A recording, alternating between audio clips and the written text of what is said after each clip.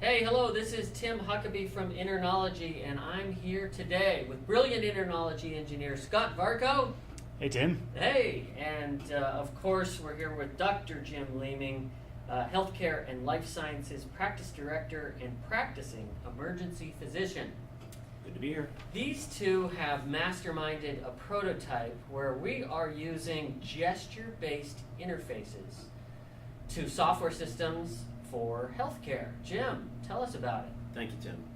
So what Scott's going to demonstrate for us now here in interacting with the system is the ability for us to manipulate graphic images, radiology images in this case, for a particular physician. Here's Conan O'Brien, who's posing as a physician for us here, and he's going to pull up patient data here for himself that will show us a variety of things. Again, we have on the left some information about the particulars for the patient, typical for radiology.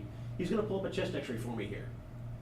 You can imagine an emergency physician, much less a radiologist or a surgeon, who wants to interact with their data, but not necessarily have to touch a piece of machinery.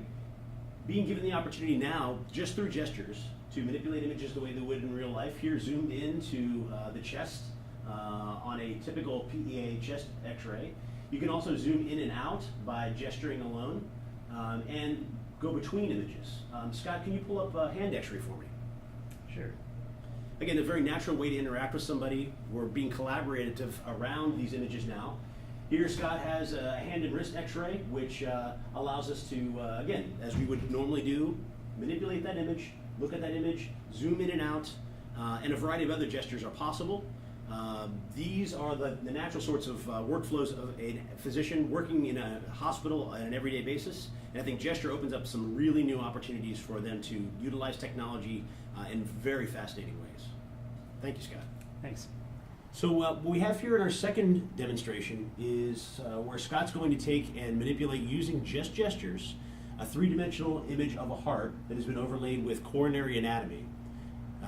Again, imagine a cardiologist having the opportunity to work with a team to plan surgical procedures, much less describe the anatomic problems associated with a patient's heart by having true anatomic data that could be gleaned from procedures such as coronary angiography, laid over a three-dimensional heart, rotated and manipulated in an environment that, again, in an operative suite would give them the ability to interact with that data without actually having to touch it. That's the power of gesture that we see as a possibility in healthcare.